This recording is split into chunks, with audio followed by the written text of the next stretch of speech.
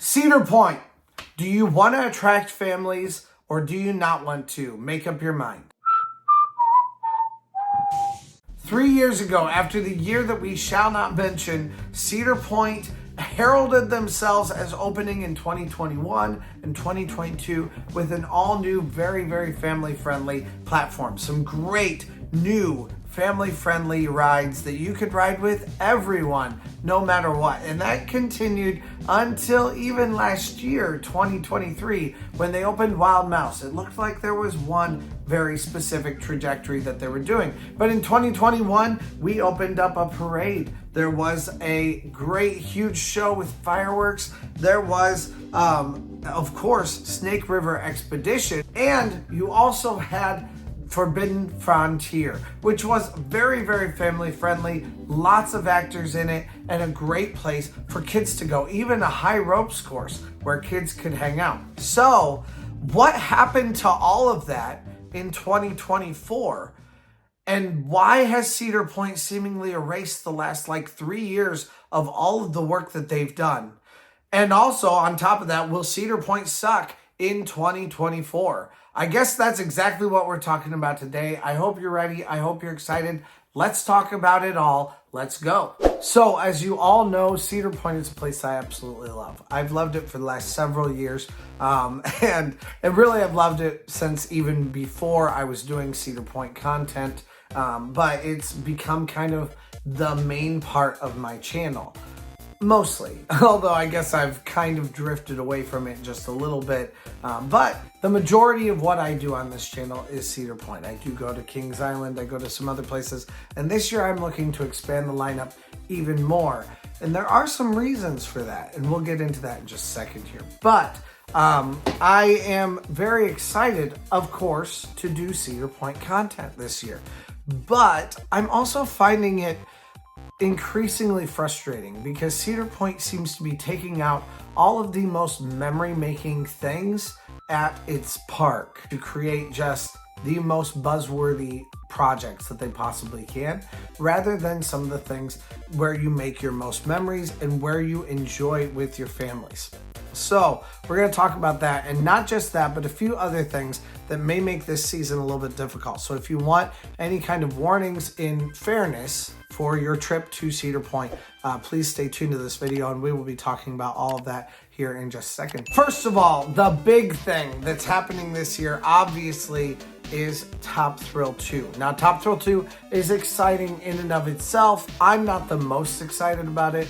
Obviously, not everybody loves every single kind of ride. I'm not a huge fan of some of the massive or biggest rides that you can have as much. It doesn't mean I won't ride it, and I am a completionist, so a lot of times I will be trying to ride every single ride at the park. But I'm scared of Top Thrill 2 because it goes backwards. I just hate rides that go backwards. So call me a wimp in the comments, boost my algorithm by making fun of me. That is fine with me.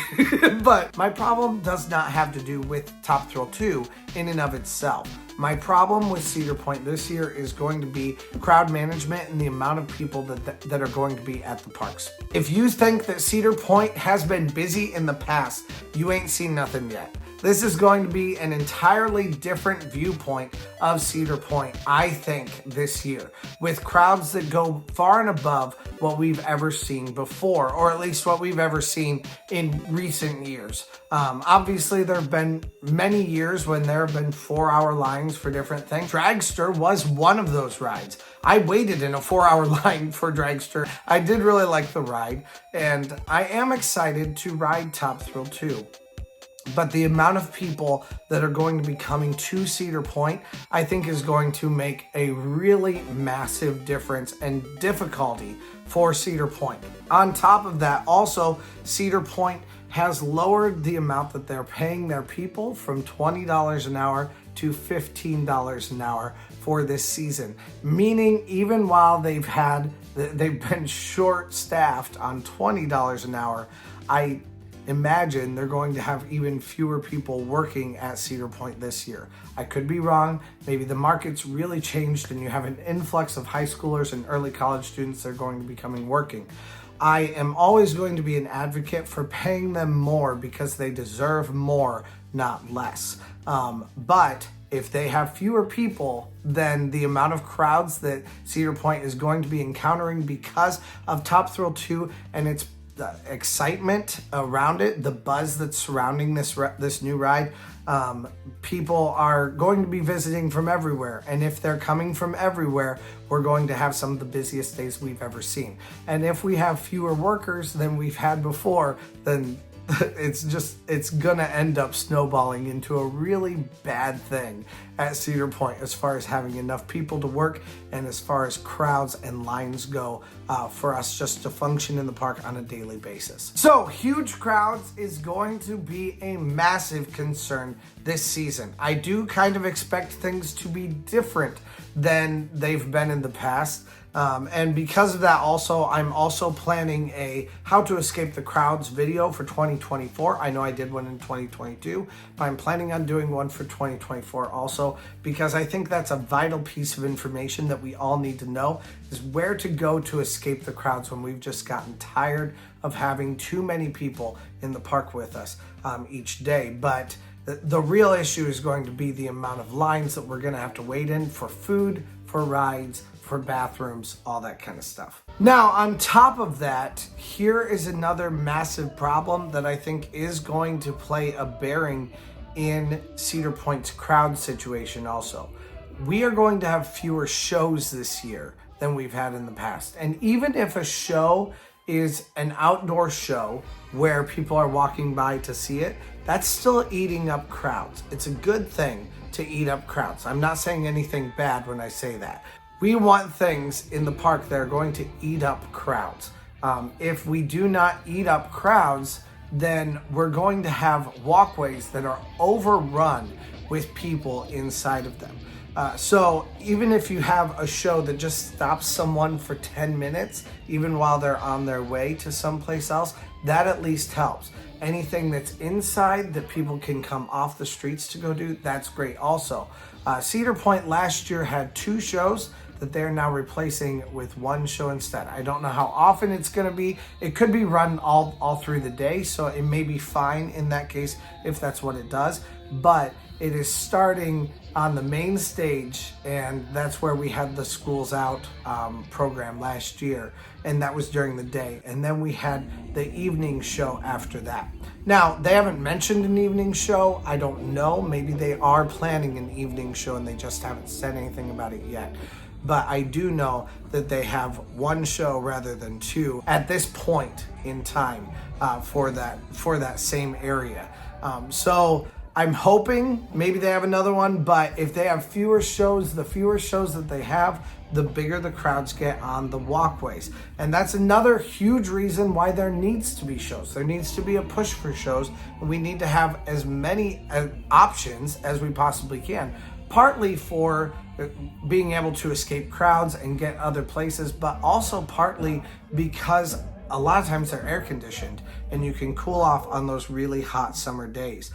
So I find that to be incredibly important and incredibly helpful and incredibly great for the experience of people coming to Cedar Point. But Cedar Point doesn't seem to agree with me anymore on that and seems to be axing live entertainment constantly. Another one of those live entertainment pieces that they've gotten rid of is Snake River Expedition, which has just been announced to be gotten rid of. And why? Why in the world would they be getting rid of that? There's already not Forbidden Frontier. It's going to be the busiest the park's ever been. There could have been a whole area inside Forbidden Frontier where people could have come to have gotten away from the crowds or to have spread the crowds out a little bit more. Instead, that's not there. Now you have a long ride that was like a 30-minute ride where you could pack people in boats for 20, 30 minutes, something like that. Get them off the walkway, get them away from people, and also spread out people across the park so that there aren't as many crowds. So we're gonna have more crowds with fewer places for those crowds to go. One more reason why Snake River Expedition, it's a bad idea that they've gotten rid of it. But I've thought that about most of these things that I talked about at the beginning of this video that they have since gotten rid of. Even though they were so proud of them earlier. I mean, they spent so much money on Snake River Expedition. Why would you keep that open for 3 years and then just be like, we're done? Not gonna do it anymore. Make it make sense, Cedar Point. On top of that, we do have some concerns of Six Flags merger stuff. Now, I'm not sure the Six Flags merger is going to go through. It may not go through at all, and that's completely okay with me if it doesn't. I'm not bothered by that at all. But it does seem like maybe they're taking out some of the branding that they've had before, especially as far, like, I've heard rumors now that they have gotten rid of Toss ice cream, which is like a local ice creamery, and instead they've gone to Blue Bunny. Now, if I find that to be true, which seemed like a pretty reputable source that I saw it on, but if I find that to be true, that's gonna show me that Cedar Point's really going like corporate in a way where I'm like, no, that's unacceptable. We can't do that. We need to actually keep some local stuff there inside our parks to keep it as an exciting, fun place. It can't just be this branded merch. It's really weird because they've taken all of their brands out of Cedar Point. Like all the food places, like they got rid of Chick-fil-A this last year. I keep hearing rumors that they're gonna get rid of Chickies and Pete's soon. They've gotten rid of all kinds of these brands, but then they keep brands like Dippin' Dots, and they keep brands like, if they're bringing Blue Bunny, then that's another brand. And it's like a cheapened way to be able to do something exciting. Like, just, you can make some of this stuff in-house, or you can use local brands. That's a much better way to be able to do it, rather than doing this really corporate kind of a feel for your parks. It's just not the Cedar Point that feels like a home park. It feels like it's a national brand, which of course it is, but is that really the feel that you want us to have when we leave your park? Or do you want us to feel like, I want to come back there because it feels like my place? Like, I think that's the feel that you want people to have. So yeah, it's another problem. It's the same thing with entertainment. Entertainment gives you a really personal feeling.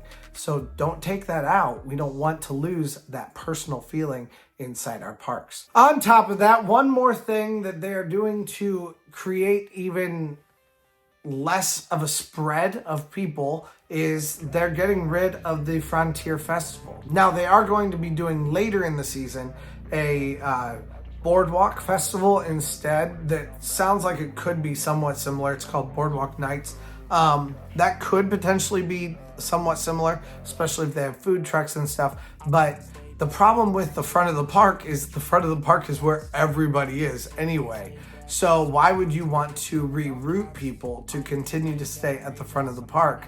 At the back of the park, you had an area, especially where the Frontier Festival was, where there were very few people. There are 3 rides. Those 3 rides are some of the biggest rides at Cedar Point, but there's only 3 of them, and there's not really many flat rides. So you don't have a huge conglomeration of people constantly back there. And because of that, I would think they would want to encourage people to linger back there, which is what the Frontier Festival did. You could do face paintings and crafts and things like that, and then you also could have some drinks and some eats that were always special, and you'd just get a card that you would use to go buy some special things. And it was something where you could buy that card and then use that for like snacks throughout the park for that day.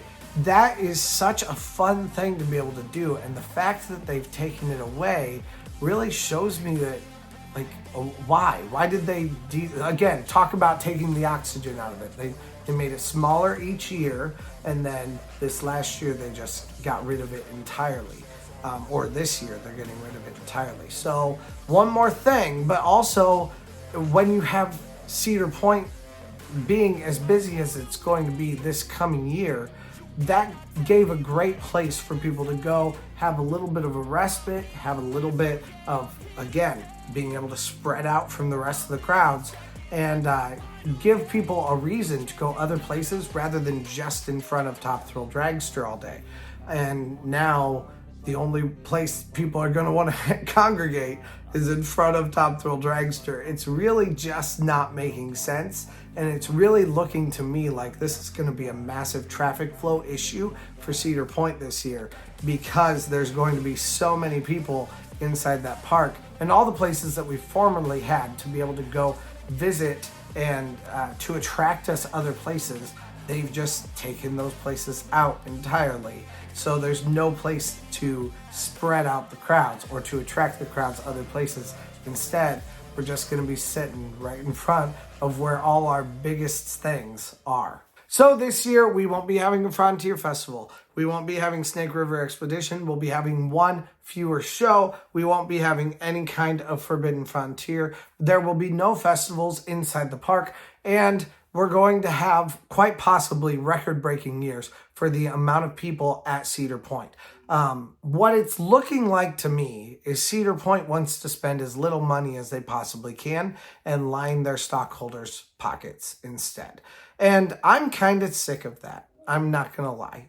So for me, I'm kind of tired of it, and I'm kind of wondering about going to visit other places instead of Cedar Point this coming year. So I already have some plans to go to some other places, but I'm tired of supporting Cedar Point as they continue to do less and less for us and more to line stockholders' pockets on our backs instead. So Cedar Point, make your experience good, and then we'll come. We'll be there. We want to be there, but we're not going to be there if you continue making the experience less and less exciting. It should be a place where we can make memories with families, and you're taking out all of the opportunities where we would normally be able to make memories with families. Your place will always be a great place because of the water, because you're right there on the peninsula. But that doesn't mean that we won't stop coming, because it's no longer a special place to us, because it's been turned into a place that was exciting and was somewhat local to a place that is just entirely corporate. We can get that other places. You're turning your experience into something that feels like every other park that there's ever been, and that's not what we expect of Cedar Point. So Cedar Point, I have a question for you. What do you actually want? Because if you actually want us to make exciting memories with our families, then we will come in droves to make exciting memories with our families. But if you don't, then you're going to lose us. If you don't, we have other options. We have other places where we can go visit. And I'm not just talking about me, I'm talking about families in general. Family attractions are accessible to other people along with shows. They're accessible to everyone, whether you are handicapped, whether you are any kind of situation, whether you have a child, whether you have an adult, whether you have a senior citizen, it doesn't matter. They're accessible to us all. Those things are all things that we should do, and I would love to see that you have a commitment to that kind of accessibility, just like in your entertainment areas, you have a commitment, or at least your entertainment people anyway, have a commitment to diversity inside of their entertainment shows. I don't see that kind of commitment from you, Cedar Point. Instead, what I'm seeing is a commitment to make as much money as you possibly can, not really to help us all see greater value in your product, but instead to help you line more money into your stockholders' pockets. And I understand that you need stockholders, but that is not the way to keep an audience that is loyal and coming back every single year to you. So what do you want? Do you want us to continue coming back, or do you want to have one record-breaking year where you make tons and tons of money, but where people stop coming? It's really in your court now. The ball's in your court now. I'd love to see what you guys actually do with it. Anyway, guys, thank you guys so much for hanging out today. I'm a little bit frustrated with Cedar Point, but let me know what you guys think down in the comments. How does this year sound to you? I'd love to hear from you guys down there. Please press that subscribe button if you want a very unbiased opinion and look into Cedar Point. I talk about the good, I talk about the bad. Today's a little bit more bad, I'm not gonna lie. So thank you guys so much for hanging out, and I can't wait to see you in the parks. Let's go! Hey, thanks for watching. I release theme park related videos at least a couple times a week, so press that subscribe button if you made it this far. Also, check out similar videos in the playlist to the right, or find my newest video to the left. Thanks again, and let's go!